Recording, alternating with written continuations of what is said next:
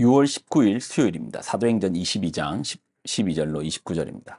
율법에 따라 경건한 사람으로 거기 사는 모든 유대인들에게 칭찬을 듣는 아나니아라 하는 이가 내게 와 곁에 서서 말하되 형제 사울아 다시 보라 하거늘 즉시 그를 쳐다보았노라. 그가 또 이르되 우리 조상들의 하나님이 너를 택하여 너로 하여금 자기 뜻을 알게 하시며 그 의인을 보게 하시고 그 입에서 나오는 음성을 듣게 하셨으니 내가 그를 위하여 모든 사람 앞에서 내가 보고 들은 것의 증인이 되리라. 이제는 왜 주저하느냐? 일어나 주의 이름을 불러 세례를 받고 너희 죄를 씻으라 하더라. 후에 내가 예루살렘으로 돌아와서 성전에서 기도할 때에 황홀한 중에 봄에 주께서 내게 말씀하시되 속히 예루살렘으로 나가라. 그들은 내가 내게 대하여 증언하는 말을 듣지 아니하리라 하시거늘 내가 말하기를 주님 내가 주를 믿는 사람들을 가두고 또 각 회당에서 때리고 또 주의 증인 스데반이 피를 흘릴 때 내가 곁에 서서 찬성하고 그 죽이는 사람들의 옷을 지킨 줄 그들도 아나이다. 나더러 또 이르시되 너 나가라. 내가 너를 멀리 이방인에게로 보내리라 하셨느니라. 이 말하는 것까지 그들이 듣다가 소리질러 이르되 이러한 자는 세상에서 없애버리자 살려둘 자가 아니라 하여 떠들며 옷을 벗어 던지고 티끌을 공중에 날리니 천부장이 바울을 영내로 데려가라 명하고 그들이 무슨 일로 그에 대하여 떠드는지 알고자 하여 채찍질하며 신문하라 한데 가죽줄로 바울을 매니 바울이 곁에 서 있는 백부장더러 이르되 너희가 로마 시민된 자를 죄도 정하지 아니하고 채찍질할 수 있느냐 하니 백부장이 듣고 가서 천부장에게 전하여 이르되 어찌하려 하느냐 이는 로마 시민이라 하니 천부장이 와서 바울에게 말하되 내가 로마 시민이냐 내게 말하라 이르되 그러하다 천부장이 대답하되 나는 돈을 많이 들여 이 시민권을 얻었노라 바울이 이르되 나는 나면서부터라 하니 신문하려던 사람들이 곧 그에게 물러가고 천부장도 그가 로마 시민인 줄 알고 또 그 결박한 것 때문에 두려워하니라. 아멘. 기도하겠습니다. 하나님 주시는 말씀을 듣습니다. 말씀 속에서 이제 오해에 대한 여러 가지 이야기들을 나누고 있습니다.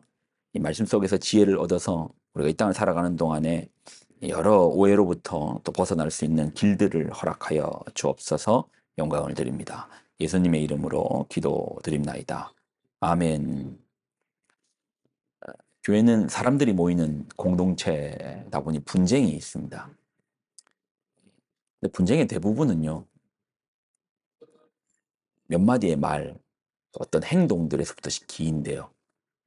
대부분 이제 오해로부터 출발합니다. 그래서 이제 삼자가요, 떨어져서 바라보면 다시 조금만 양보하면, 이해하면 별일 아닌 것이 오해로부터 출발한 거잖아요. 이게 감정 싸움으로 번져서 나중에는 어떻게 봉합해야 될지 모르는 상황까지도 일어나는 겁니다. 여기까지는요, 그럴 수 있어요. 우리는 같은 현상을 보고 같은 얘기를 들어도 저마다의 반응은 다르거든요. 그럴 수 있어요. 근데 여기까지는 당사자 간의 문제입니다. 근데 거기서부터 서로가 말을 퍼뜨리기 시작하면 공동체에 미움의 영이 가득 차요. 이건 큰 죄입니다. 그렇지 않겠습니까? 주님의 핏값으로 산 교회를 사랑의 공동체가 아닌 미움과 분쟁과 분리의 영으로 충만하게 하는 것이 어찌 가벼울 수 있겠습니까? 한국 교회에 이런 분쟁과 분리 아픔들이 많이 있습니다. 그냥 뭐 한국 교회 거창하게 말할 것이 아니고 저도 그 당사자가 되기도 하고 가해자가 되기도 했습니다. 제가 이걸 왜 무서운 죄라라고 말하는 줄 아십니까? 저도 어떤 분쟁 가운데 깊이 포함되어 있었고 당시는 제가 피해자라고 생각했는데 제가 피해를 본다 생각했죠. 그래서 이제 그 피해 보면 사람은 어떻게 합니까? 힘을 규합해서 나의 억울함들을 여기저기 말하지 않겠습니까? 그리고 어느 날 보니까 주님의 핏값으로 산 교회가 분쟁으로 쪼개지는 거예요. 모였다 하면 은혜를 나누고 말씀을 나누는 것이 아니고 누가 이렇게 했대, 누가 저렇게 했대. 세력과 세력으로 쪼개지는 겁니다. 어느 날 정신을 차리고 보니까 제가 그런 일을 행하고 있더라고요. 주님의 몸된 교회를 세우라고 부름받은 사역자가 교회를 깨고 있어요. 쪼개고 있어요. 얼마나 두렵든지요. 그래서요. 3년 걸렸습니다. 3 년요. 당연히 하나님께도 회개했지만 제가 누군가에게 잘못 말하고 이렇게 했던 그런 것으로 말미암아 교회에 상처를 받고 3년 걸리더라고요. 다시 회복하는 데. 특히 감정의 골이 깊었던 사람이 있는데 만나 주지를 않더라고요. 3년 만에 만나서 사과하고 용서를 구했습니다. 그리고 나니 다시 마음의 평화가 오더라고요. 그런데요. 그로 말미암아 이미 떠나버린 청년들은요. 이미 실망해 버린 기성세대에 대해서 실망해 버린 그 젊은 세대들은요. 누가 책임지겠습니까? 그 어찌 작은 죄라 하겠습니까? 그래서 오해할 수는 있지만 이걸 함부로 여러 사람들한테 말해서 교회를 분쟁거리로 쪼개지게 만드는 건 안 되는 거예요. 이건 잘못인 거예요. 큰 잘못인 거예요. 오늘 본문을 보면 오해가 있었습니다. 분명히 이방인을 성전에 데리고 들어가지 않았는데 들어갔다고 오해함으로 바울에 대한 이 오해함으로 한 사람을 죽일 뻔했고 소동이 일어났고 바울은 이 오해를 풀 기회를 달라고 합니다. 그래 자기는 원래 어떤 사람이고 율법에 어떤 입장을 가지고 있고 나는 누구에게서 배웠고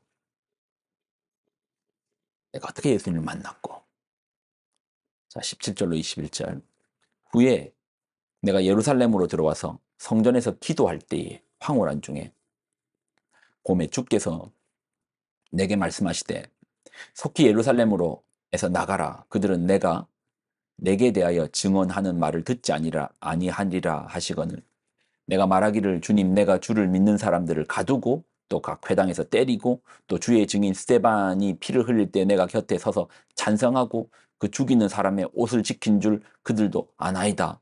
나더러 또 이르시되 떠나가라 내가 너를 멀리 이방인에게로 보내리라.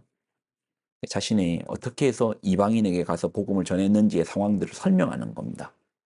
자, 그런데 보세요. 22절. 이 말하는 것까지 그들이 듣다가 소리질러 이르되 이러한 자는 세상에서 없애버리자.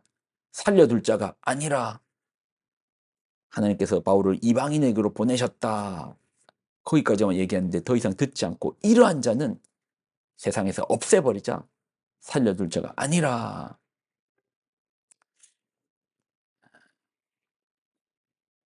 우리가 이제 오해가 생길 수 있고 이로 말하면 분쟁이 생길 수 있습니다. 생각보다 아주 작은 일로 출발했던 오해가요. 잘 풀리지가 않아요.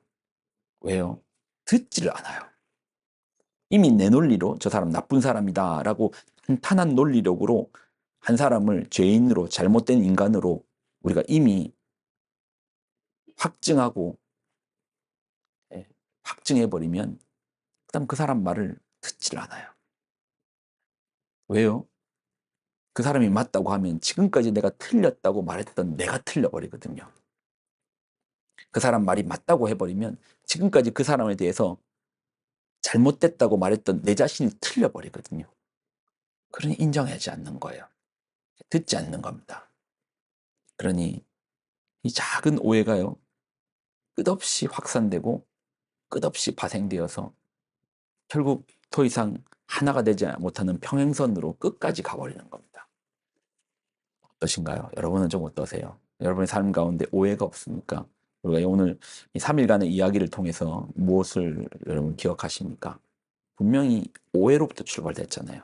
바울이 율법과 할례를 금하지 않았습니다. 비방하지 않았습니다.